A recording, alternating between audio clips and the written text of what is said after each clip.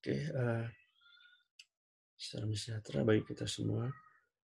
Pada video kali ini saya akan coba membahas terkait dengan internal audit, ya, ISO 20771 versi tahun 2013 berdasarkan ISO 1999 tahun 2018.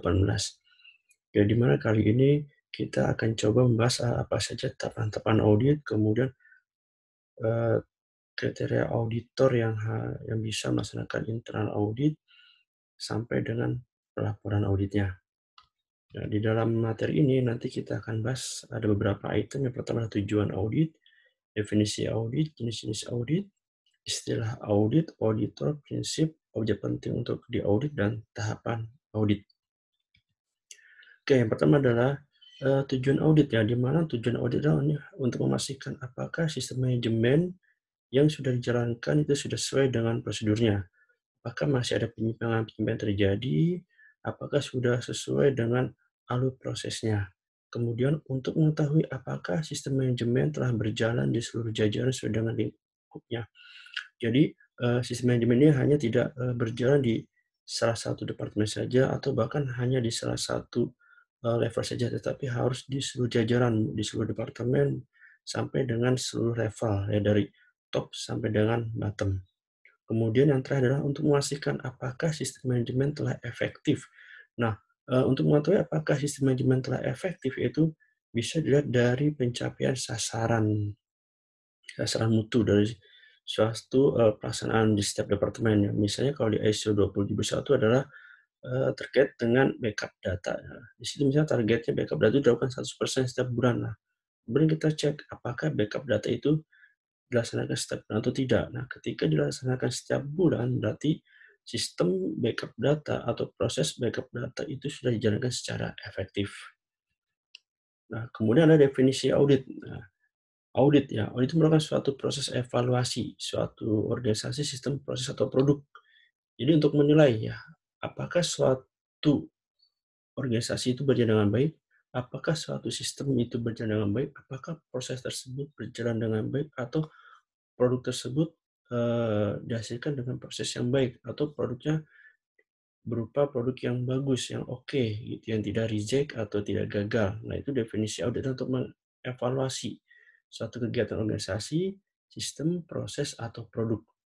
Nah, kemudian menurut ISO 19011-2015, audit adalah proses yang sistematis, independen, dan terdokumentasi dengan tujuan untuk mendapatkan bukti objektif serta mengevaluasi sejauh mana kriteria audit yang telah ditetapkan terpenuhi. Nah, di sini ada beberapa kata yang saya garis bawahi atau saya beri warna berbeda, itu sistematis. Sistematis ini ada maksudnya terstruktur, ya, terdapat program auditnya, terdapat jadwal auditnya, sudah ditentukan auditornya, ya. Jadi sistematis, sudah ada aturan mainnya, sudah ada tanggal ditetapkan, sudah ada order ditetapkan, ya. Kemudian independen, termasuk dari independen adalah dia tidak mengaudit area sendiri. Jadi, harus dilakukan cross departemen.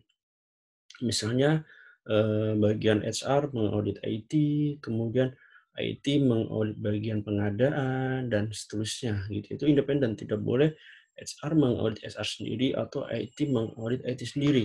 Ya, harus cross departemen atau silang departemen. Nah, kemudian bagaimana kalau seperti ini, misalnya HR mengaudit IT, kemudian IT mengaudit HR. Nah, ini kan independen, dia tidak mengaudit area sendiri. Apakah diperbolehkan?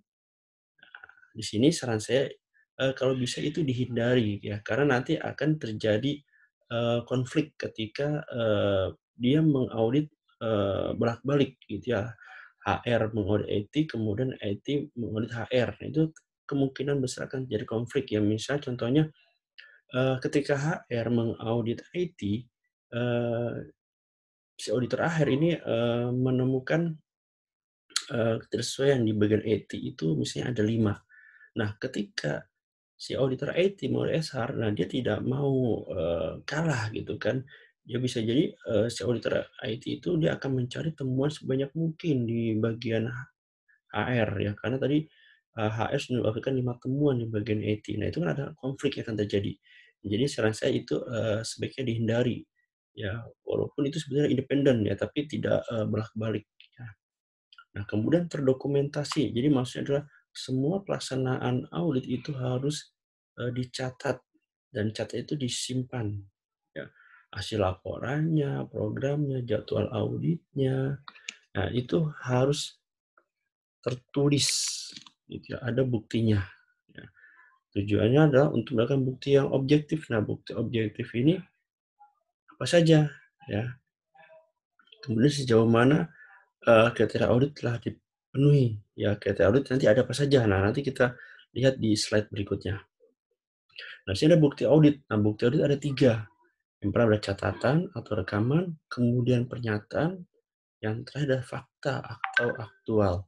Ya, di sini maksudnya catatan adalah ketika si auditor memeriksa, hasil kerja dari bagian IT misalnya, apakah sudah dilakukan, backup data? Nah, kemudian si auditor menjawab, "Oh, sudah lakukan." Nah, kemudian si auditor menanyakan, "Apakah ada buktinya atau apakah ada catatan backup datanya? Apakah ada rekaman backup datanya?" Nah, ketika si auditor tidak bisa menunjukkan catatan atau rekaman backup data tersebut, nah, di situ ada terjadi ketidaksesuaian ya. Atau bisa juga si bagian IT ya itu menunjukkan catatan terkait dengan backup data atau rekaman backup data gitu ya. Tetapi ketika dicek oleh auditor, nah ternyata isinya, tidak sesuai dengan aktualnya. Nah, itu juga bisa terjadi ketidaksesuaian. Nah, kemudian untuk yang pernyataan, nah di sini adalah terjadi ketidaksamaan antara yang disampaikan dengan yang ditulis. Ya, misalnya ada kebijakan SMKI A, B, C, D. Nah, ternyata ketika ditanyakan ke, auditi gitu ya, ternyata si auditinya menjawab A, B ya, atau mungkin menjawab yang lainnya. Itu kan ada kesesuaian antara aktual dengan pernyataan yang disampaikan oleh si auditi. Kemudian, yang terakhir adalah fakta atau aktual. Nah, di sini misalnya si, auditor dia melakukan observasi ya terhadap di, area kerja di IT misalnya gitu ya. Nah, misalnya ada aturan, ketika memasuki ruang data center ya dia harus mendaftar di buku tamu terlebih dahulu. Nah, di situ ada aturannya apakah itu di instruksi kerjanya, apakah itu di dalam SOP atau prosedurnya. Nah, tetapi ketika ada tamu yang berkunjung ya, atau ketika ada, vendor yang berkunjung, atau bahkan mungkin ada orang internal yang akan masuk ke area data center, dia tidak menulis, buku tamu. Nah, itu kan terjadi, ketidaksesuaian ya, secara aktual atau secara fakta ya, bahwa ada satu SOP atau ada satu industri kerja ya, itu yang tidak dilakukan. Nah, itu kan fakta atau aktual. Gitu ya. Jadi, bukti objektif itu nanti terdiri dari 3, ada catatan atau rekaman, pernyataan, yang terakhir adalah fakta dan aktual. Nah, kemudian kriteria audit. Nah, kriteria audit itu apa saja? Di sini ada 3, ada kebijakan, prosedur, dan persyaratan lain. Ya, jadi apakah, eee, audit itu sudah sesuai dengan kriteria, misalnya kebijakan. Nah, di sini kebijakan operasional kita apa terkait dengan, SMKI, kebijakan SMKI-nya apa, apakah sudah sesuai atau belum. Kemudian auditnya berdasarkan prosedur. Nah, apakah proses-proses yang dilakukan sudah berdasarkan prosedur yang sudah ditetapkan? Ya, misalnya bagian HR terkait dengan rekrutmen. Nah, di situ ada, terkait dengan, background check. Nah, apakah, aktivitas atau di HR itu sudah sesuai dengan prosedur tersebut atau belum, atau SOP tersebut atau belum. Nah, kemudian persyaratan lain. Nah, persyaratan ini, bukan hanya mengacu ISO 27001 saja, tapi terkait dengan peraturan perundangan, ya terkait dengan, SMKI, ya. Kemudian peraturan perusahaan bisa saja, kemudian terkait dengan peraturan klien atau vendor. Nah, itu persyaratan-persyaratan lainnya. Nah, jadi audit kita itu harus sesuai dengan kebijakan, prosedur, dan persyaratan lain yang mendukung untuk, sistem manajemen keamanan informasi. Jenis-jenis audit itu dibagi menjadi 3, ada audit pihak ke satu, pihak kedua, dan pihak ketiga. Nah, pihak ke satu itu siapa? Itu adalah, pihak satu adalah dilakukan oleh organisasi itu sendiri, yaitu audit internal. Jadi, kita melakukan organisasi kita melakukan audit sendiri internal, secara internal dengan, ada auditor dari internal perusahaan ya untuk mengaudit departemen ya. Kemudian pihak kedua adalah audit supplier ya, misalnya kita ya sebagai organisasi mengaudit ke supplier kita untuk memastikan bahwa proses di supplier itu berjalan sesuai apa yang kita inginkan. Kemudian yang terakhir adalah pihak ketiga yaitu audit badan sertifikasi ya. Jadi kita, organisasi kita itu diaudit oleh badan sertifikasi untuk memastikan apakah sistemnya sudah berjalan sesuai dengan persyaratan ISO sehingga dia akan memperoleh sertifikat ISO tersebut. Jadi jenis audit itu ada 3, ada pihak pertama, pihak kedua, dan pihak ketiga. Istilah-istilah audit, di sini banyak sekali istilah-istilah audit. Nah, silakan nanti bisa dibaca di depan screen kalian. Tapi di sini ada auditi, yaitu organisasi yang diaudit atau orang yang diaudit. Misalnya tadi ada auditor HR dari HR, kemudian mengaudit IT. Nah, si personil IT ini disebutnya auditi, ya, karena dia yang diaudit, sedangkan auditor ini adalah yang mengaudit, yang melakukan audit. Jadi ada auditor dan ada auditi.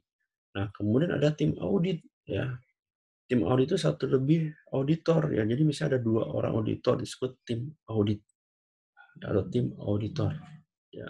Kemudian ada temuan audit yaitu hasil evaluasi selama pelaksanaan audit, yang ternyata apakah dia sesuai atau tidak sesuai, gitu ya. Nah, di sini ada beberapa istilah-istilah dari audit. Gitu. Nah, kemudian apa saja untuk kualifikasi menjadi seorang auditor, terutama terkait dengan pendidikan, terkait dengan pelatihan, terkait dengan pengalaman, terkait dengan kepribadian.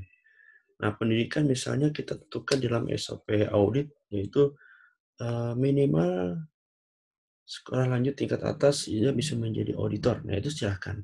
Atau minimal D3 atau minimal S1. Nah, itu silakan diatur dalam SOP-nya. Di ISO 19011 sendiri itu tidak ada pernyataan secara spesifik, oh, untuk seorang auditor dia harus berpendidikan minimal apakah S1A, D3, S1, S2 dan seterusnya. Tidak ada. Jadi itu sesuai dengan kebijakan dari organisasi atau perusahaan. Nah, kemudian pelatihan. Nah, yang penting adalah pelatihan di sini.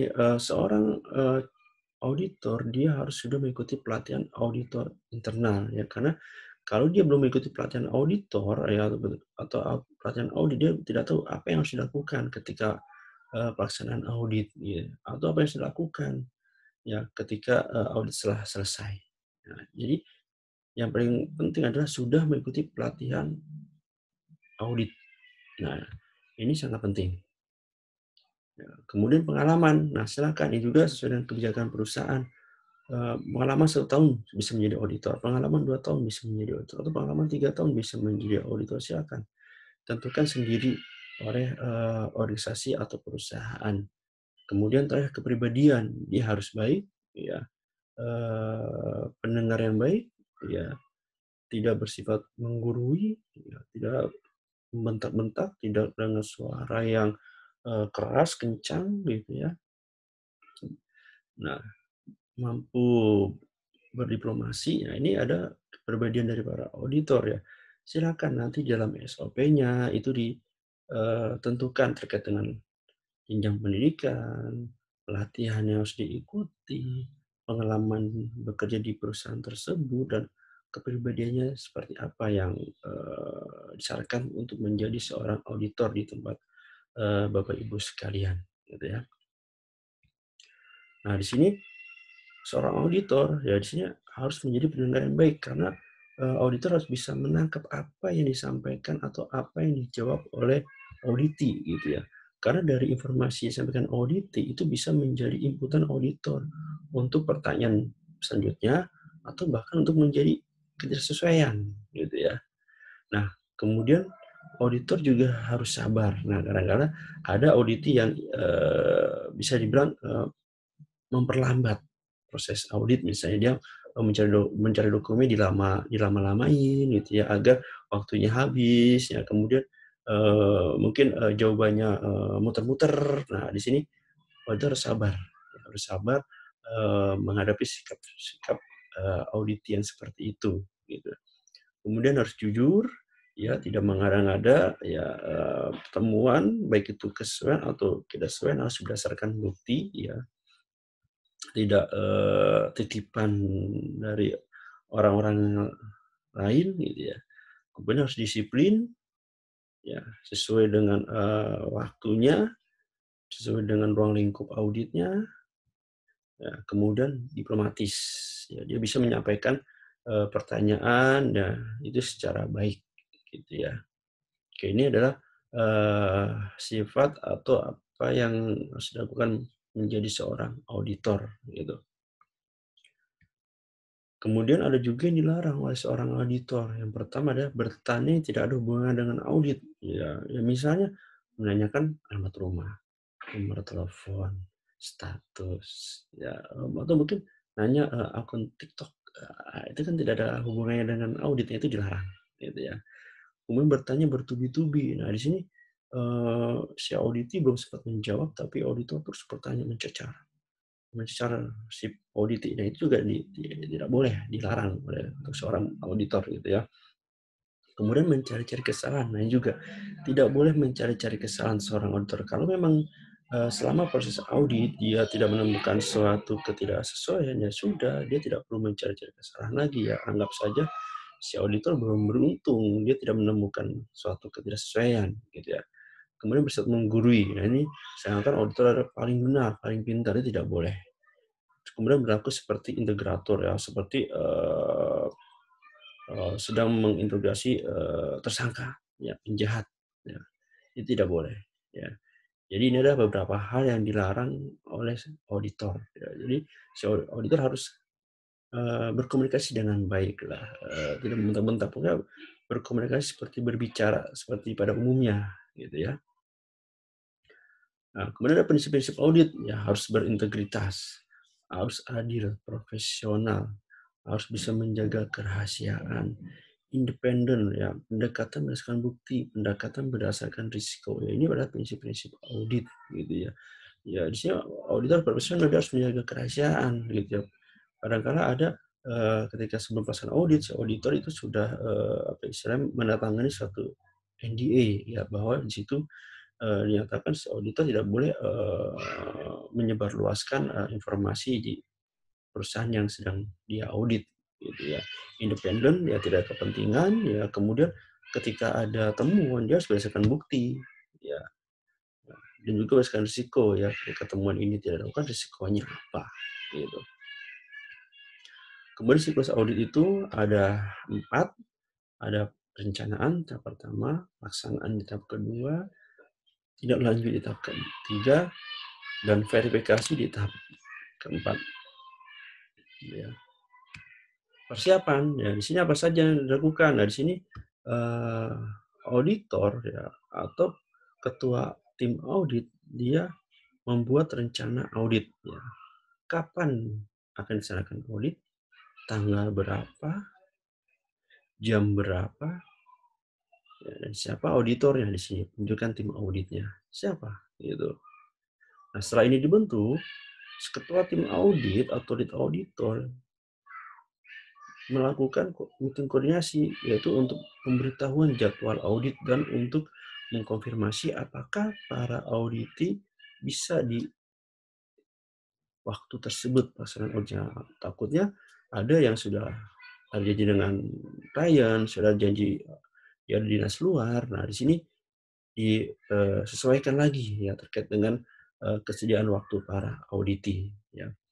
Nah, kemudian setelah disetujui, oke kita mulai tanggal sekian. Apakah mau 1 hari ya atau 2 hari, ya itu dipersilakan. Nah, kemudian auditor dia melakukan pengumpulan informasi dan peninjauan dokumen. Dia mengumpulkan, misalnya, oh saya akan mengaudit SR nih. Ya dia mengumpulkan informasi, apa sih yang ada di bagian SR, kemudian ada dokumen apa saja sih di bagian SR. Nah, di sini dia pelajari. Untuk apa? Yaitu untuk pembuatan checklist audit. di sini. Ya, jadi inputan checklist audit itu ya berdasarkan dari informasi yang kita peroleh, berdasarkan dari dokumen yang kita pelajari di area auditi. Ya, setelah kita mempelajari kedua hal tersebut, dibuatlah checklist auditnya. Nah, kemudian berapa banyak daftar pertanyaannya? Ya silakan, tidak ada batasan. Ya di standar ISO 19011 juga tidak ada, oh pertanyaan harus jumlahnya sekian, itu tidak ada. Silakan disesuaikan dengan skup proses yang akan diaudit dan batasan waktu yang telah ditentukan oleh lead auditor. Ya. Oke, ini adalah tahap pertama ya, tahap perencanaan dan persiapan. Nah, ini tadi sudah saya jelaskan di slide sebelumnya, ya, ada rencana audit gitu ya, kemudian penunjukan tim audit, kemudian ada pemberitahuan jadwal audit, pengumpulan informasi, sampai peninjauan dokumen untuk pembuatan checklist. Ya, checklist ini adalah sebagai tujuan sebagai guidance auditor agar ketika pelaksanaan auditnya dia tidak melenceng jauh dari area yang akan diaudit gitu. Nah, di sini silakan nanti Bapak Ibu coba yang membuat daftar pertanyaan ya minimal 5 untuk departemen IT, purchasing dan HRD ya. Silakan dikarang-karang ya, tapi bukan mengarang, ini berdasarkan dari informasi yang dikumpulkan dan berdasarkan dari peninjauan dokumen untuk membuat pertanyaan bagian IT, purchasing dan HRD. Silakan dicoba gitu ya. Nah, kemudian di sini ada objek penting yang akan diaudit oleh bagian ya, HRD gitu ya. Yang pertama adalah background check calon karyawan, pendatanganan NDA atau fakta integritas, penerimaan aset dan hak akses karyawan, pengembalian aset jika ada karyawan mengundurkan diri atau dia terjadi rotasi atau promosi. Kemudian ada program pelaksanaan dan evaluasi pelatihan, mutasi, promosi, persebaran kerja, job desk, dan struktur organisasi. Ya, ini adalah objek penting di bagian HRD yang akan diaudit. Jadi jika Bapak Ibu bekerja di bagian HRD, silakan kelengkapan data untuk 7 item ini dilengkapi, gitu ya. Nah, kemudian untuk purchasing, di sini ada daftar supplier atau vendor, dokumen pembelian untuk pengadaan, seleksi dan evaluasi, NDA, dan audit supplier. Nah, ini juga sebagai panduan untuk bagian pengadaan untuk menyiapkan dokumennya dan juga untuk auditornya ketika ingin berpertanyaan, oh ini loh yang akan saya tanyakan nanti untuk di bagian purchasing.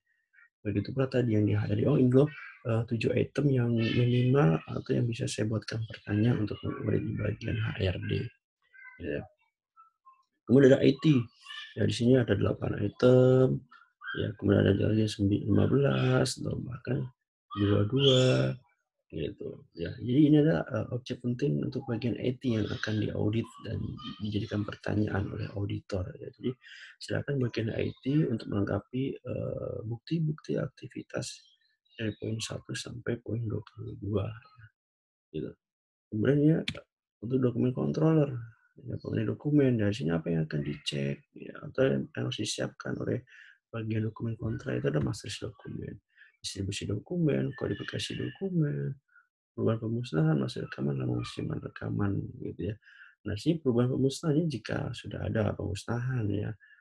Nah, misalnya tanggal sekian saya memusnahkan dokumen A, B, C, D, harus ada berita acara harus dibuat gitu ya. Atau ketika perubahan gitu ya. Perubahan gitu ya. Iya. Ini adalah 6 hal yang mungkin akan diaudit di bagian dokumen kontraknya yang harus disiapkan dokumen controller gitu ya. Nah, ini kalau untuk MR ya ada bukti pasal internal audit, putusan manajemen review, analisa risiko, pencapaian SMKI. Ini hal-hal yang kemungkinan akan diaudit di bagian MR atau hal yang akan dijadikan pertanyaan oleh para auditor gitu. Jadi silahkan dilengkapi untuk MR atau koordinator SMKI. Nah, kemudian itu adalah beberapa hal objek penting ya minimal yang harus dilengkapi ya oleh setiap bagian gitu. Nah, di sini tahap kedua adalah pelaksanaan. Ada opening meeting, ada pelaksanaan audit, laporan audit, dan closing meeting. Nah, ketika pelaksanaan misalnya, oke kita laksanakan di hari esok gitu ya. Nah, sebelum kita pelaksanaan audit di situ lead auditor atau ketua tim audit melakukan opening meeting dengan mengumpulkan para auditor dan para auditi dalam satu ruangan gitu ya untuk menyampaikan terkait dengan tujuan audit yang akan dilakukan. Jadi plus pengenalan tim auditornya ketika opening meeting ini. Jadi sampaikan, oke, selamat pagi Bapak, Ibu, rekan-rekan kerja semua, bahwa hari ini kita akan melaksanakan audit internal, di mana audit kali ini adalah untuk melihat atau mengevaluasi apakah sistem manajemen sudah kita laksanakan berjalan baik sesuai dengan prosedur, ya, kerja atau bahkan kebijakannya. Nah, audit ini tidak mencari-cari kesalahan, tetapi kita ingin melihat peluang perbaikan. Gitu ya. Nah, untuk audit hari ini nanti ada tim audit, itu ada Bapak, Ibu, siapa ya. Nah, itu disampaikan di opening meeting. Ya open meeting ini tidak terlalu lama, ya mungkin 15 menit atau paling lama setengah jam. Gitu ya. Setelah ini selesai, dilakukanlah pelaksanaan audit. Nah, pelaksanaan audit ini silakan dapat dilakukan dalam satu ruangan secara keseluruhan atau dapat dilakukan di area kerjanya masing-masing auditi. Gitu ya, misalnya HR di bagian HR, pengadaan di bagian pengadaan, finance di bagian finance, ya, marketing di bagian marketing, itu di bagian IT-nya ya di area IT gitu ya. Silakan ya di area masing-masing gitu. Tidak harus berada di dalam satu ruangan yang dikumpulkan secara bersama, tidak. Nah, di sini silakan ditanyakan sesuai dengan ruang lingkupnya tadi berdasarkan checklist auditnya ditanyakan. Ya. Kemudian pelaksanaan laporan audit ya hasil pelaksanaan audit dibuatkan laporannya jika memang ada ketidaksesuaian. Kalau tidak ada kesesuaian itu sudah cukup, tidak perlu dibuatkan laporan audit. Ya. Laporan audit ini nanti di mana dibuatnya, yaitu di dalam NCR gitu ya. Atau mungkin ada laporan audit internal atau mungkin ada permintaan tindakan perbaikan, ya korektif dan perbaikan PTKP, yaitu setiap organisasi mungkin bisa berbeda istilah laporan auditnya. Nah, tapi silakan untuk laporan audit bisa dilihat di dalam SOP audit internal. Di situ ada dokumen apa saja sih, ya, atau ada form apa saja sih untuk mendukung pelaksanaan audit. Nah, silakan dilihat di dalam SOP atau prosedur audit internal. Nah, setelah selesai itu nanti kembali lagi dalam satu ruangan untuk ya di sini untuk berkumpul ya untuk melakukan closing meeting ya rapat penutup. Di sini lagi-lagi ketua tim audit itu melakukan closing meeting ya, memimpin closing meeting ini. Nah, tetapi nanti para auditor juga akan menyampaikan hasil temuannya selama pelaksanaan audit di situ. Ya, di situ disampaikan semuanya sehingga tidak ada yang apa istilahnya tidak ada yang tidak jelas gitu ya para auditnya. Oh, temuannya itu seperti ini gitu ya. Jadi semua dijelaskan semua dalam closing meeting hasil pelaksanaan audit gitu ya. Sampai di sini ada penandatanganan laporan audit. Oke, kalau audit menyetujui temuan tersebut, silakan tanda tangan di dalam laporan auditnya gitu ya. Bersama target untuk penyelesaiannya. Nah, ini tahap pelaksanaan. Mulai dari opening meeting, pengenalan tim auditor, tujuan audit yang akan dilakukan, kemudian pelaksanaan audit, menanyakan hal-hal yang sesuai dengan checklist auditnya, kemudian membuat laporan audit ketika ada ketidaksesuaian, dan penutupan menyampaikan hasil temuan atau hasil proses pelaksanaan audit. Ya, di sini. Nah, di sini ya tadi ada opening meeting, ya, silakan dipelajari, kemudian ada pelaksanaan audit. Nah, di sini ada pelaksanaan audit. Ada metode trace forward dan backward. Gitu ya. Maksudnya si auditor menelusuri ya dari depan ke belakang. Ya, misalnya contoh seperti ini. Oke, pada tanggal 18 bulan lalu misalnya gitu ya. Itu ada pembelian barang A. Nah, dia akan cek, nah, pembelian barang A ini asalnya dari mana, siapa pemintanya, kemudian dibuat PO tanggal berapa, kemudian kedatangan tanggal berapa, ya, sampai disimpan atau sampai diserahkan si peminta. Ya, itu yang dari fast forward ya, dari depan ke belakang. Kemudian ada tes backward ya, dari belakang ke depan ya tadi. Oh, ini ada barang datang, dicek, diruntut. Oh, sampai si pemintanya adalah ini. Jadi alurnya dari belakang ke depan kalau backward, gitu ya. Nah, kemudian standar ISO. Nah, kita mengacu dalam standar ISO. Oke, saya mau mengedit SR, yaitu misalnya, oh SR itu standar ISO di pasal 7, gitu ya. Nah, gunakanlah standar tersebut untuk sebagai pertanyaan atau guidance dalam mengaudit, gitu ya.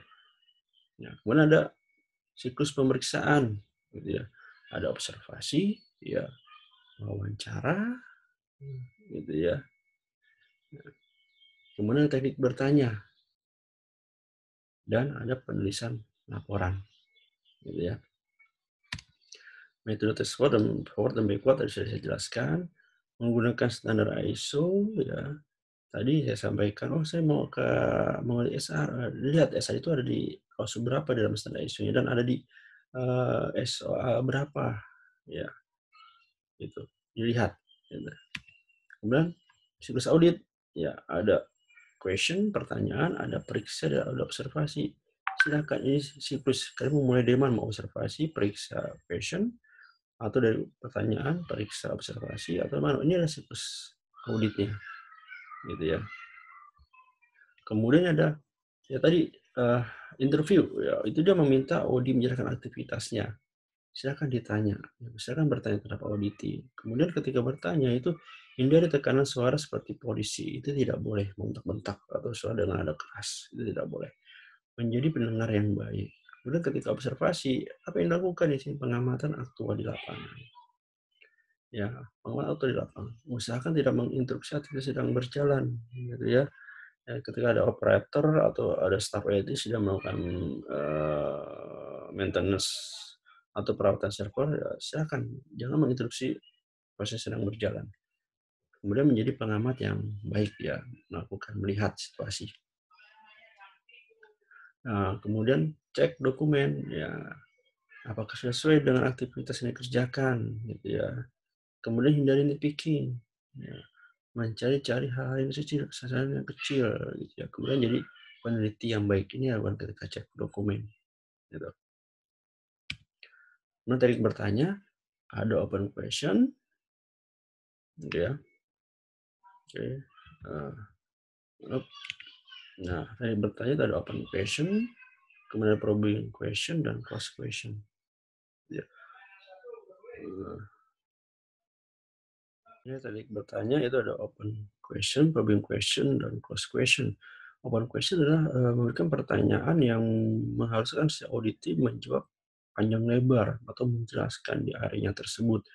Nah, biasanya ini adalah menggunakan konsep 5W plus 1H ya. What, where, when, who, how. Gitu ya. Kemudian probing question. Pertanyaan memeriksa pada satu hal yang penting. Ya, misalnya gini, bagaimana proses pengendalian suhu di ruang data center, itu open question. Nah, itu si auditnya akan menjelaskan secara panjang lebar, secara detail, secara jelas. Nah, kemudian si auditor bertanya lagi, berapa sih suhu minimum untuk di ruang data center? Itu probing question. Satu yang penting, menanya tadi parameter suhunya, itu adalah probing question, gitu ya. Oh, oke. Untuk ruang data center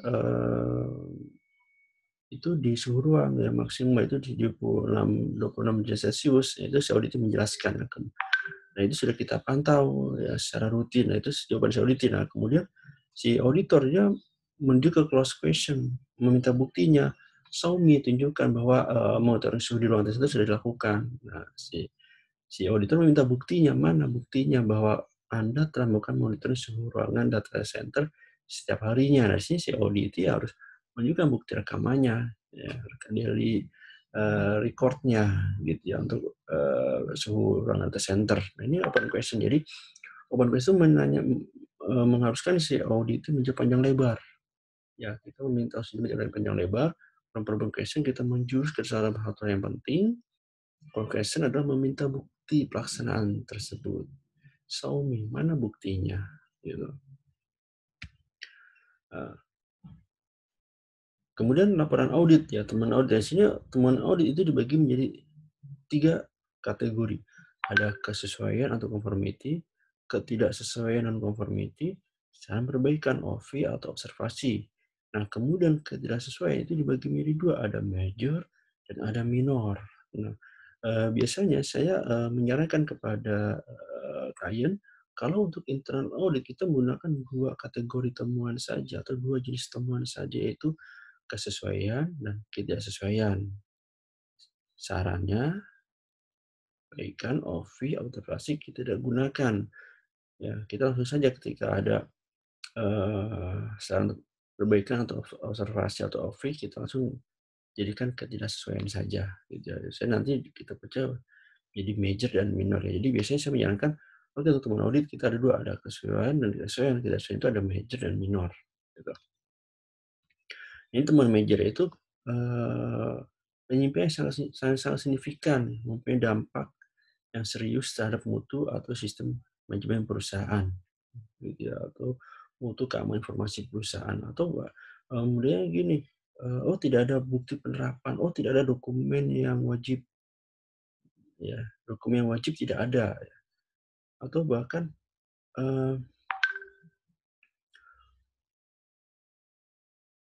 beberapa temuan minor ya pada satu hal yang sama itu terjadi di setiap bagian, itu bisa temuan major. Jadi major itu adalah ya temuan yang fatal yang bisa menunda penerbitan sertifikat ISO ya sampai perbaikannya setelah dilakukan. Jadi ini harus kita hindari temuan major gitu ya. Nah, di sini ada contoh ya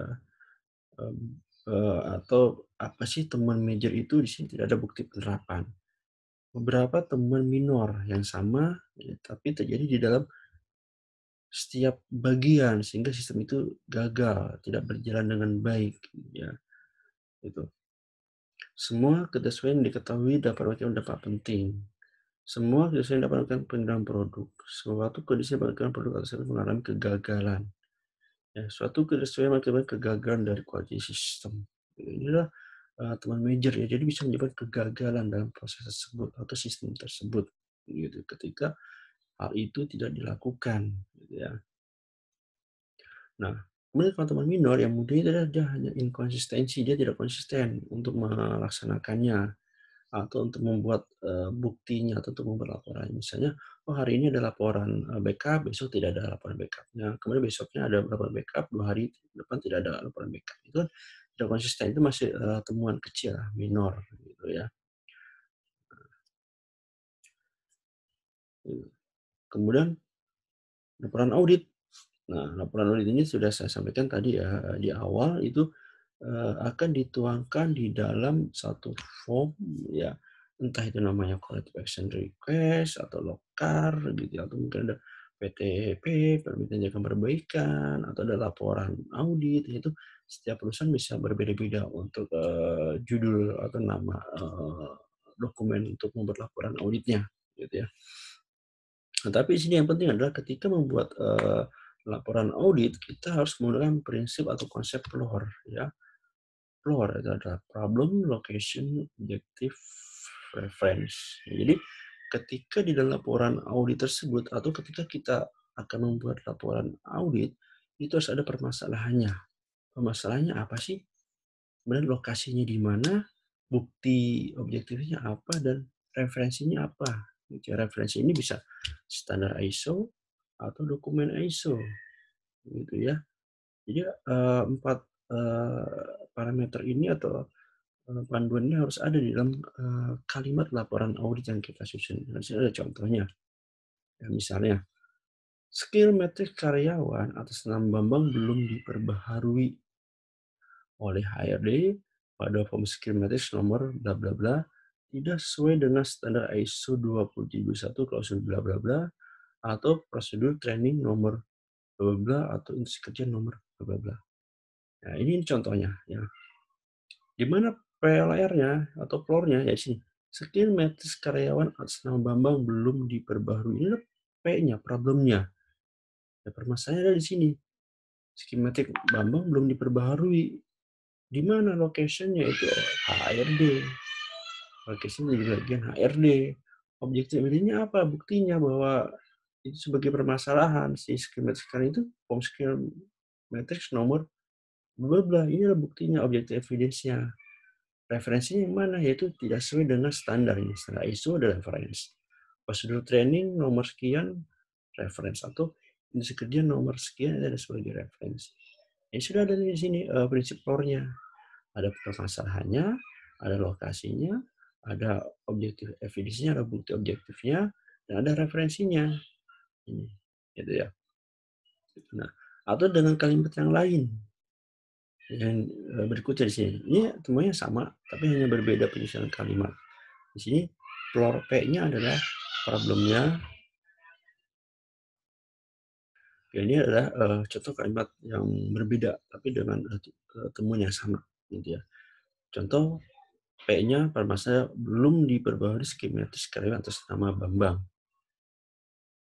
L-nya oleh HRD, di bagian HRD, objek bukti evidence-nya adalah form skilometer sekian, referensinya ISO, prosedur training, nomor sekian. Ini adalah temu yang sama tapi dengan kalimat yang berbeda. Itu silakan. Ya silakan ya. Biasanya sih memang ketika baru pertama kali menjadi auditor, kemudian untuk membuat laporan audit biasanya masih agak rumit untuk menggunakan konsep core ini. Tapi tidak apa-apa, sekalian belajar nanti ya di ketika setiap tahunnya pelaksanaan audit sudah mulai lebih baik lagi dalam penyusunan laporan auditnya. Nah, kemudian kenapa sih kita harus menggunakan konsep core gitu ya untuk laporan auditnya?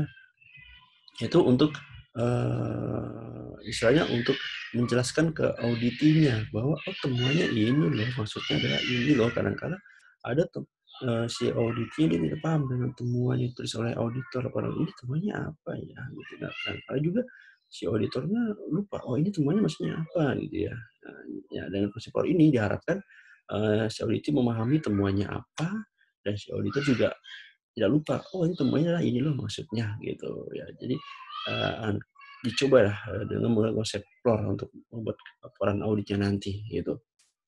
Nah ini ada beberapa temuan. Silahkan Bapak Ibu coba dibuatkan temuannya dengan sistem floor dan kategori temuannya apakah major, minor.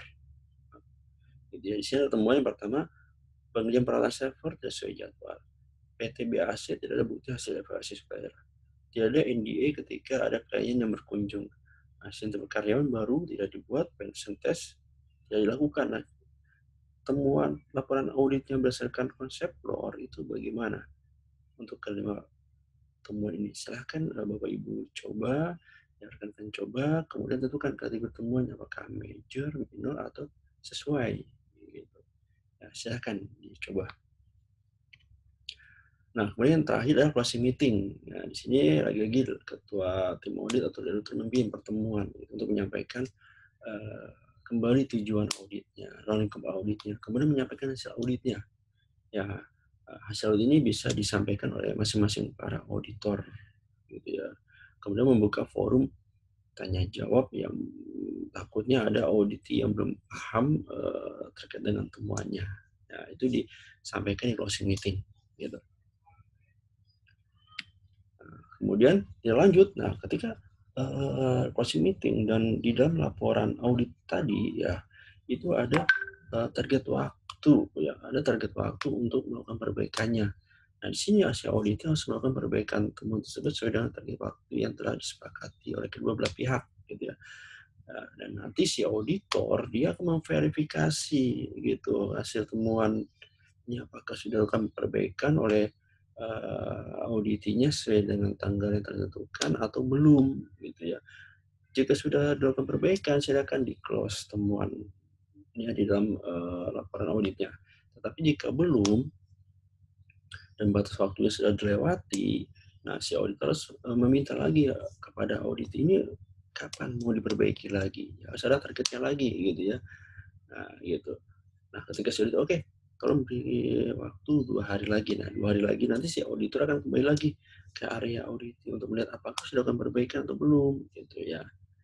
Nah, ya harus ada verifikasi ya, tidak, oke, audit laporan selesai, laporan audit sudah ditulis, sudah selesai, tapi tidak lanjut dan verifikasi itu tidak boleh, harus ada tindak lanjut dan ada verifikasi, gitu ya. Dan si auditor tidak apa ya, tidak boleh hanya cukup, "Oh, oke, sudah dilakukan tindak lanjut," ya, tapi harus melihat buktinya, harus meminta buktinya kepada auditor bahwa itu sudah dilakukan tindak lanjut, tidak hanya puas dengan, "Oh, ini sudah dilakukan perbaikan," tidak puas seperti itu ya.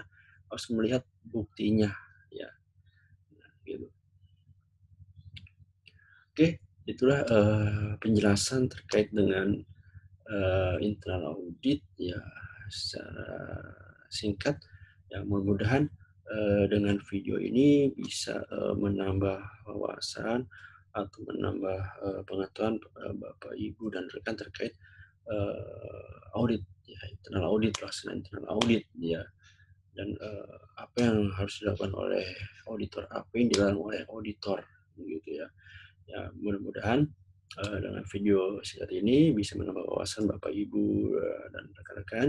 Jika ada yang mau ditanyakan, silakan, bisa, tulis di kolom komentar atau bisa langsung menghubungi saya via email atau WhatsApp yang, nanti saya berikan ya. Oke, mudah-mudahan,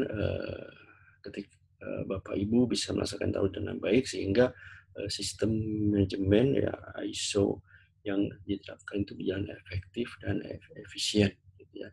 Terima kasih, kita jumpa lagi nanti di video materi berikutnya. Sampai jumpa di lain waktu dan kesempatan.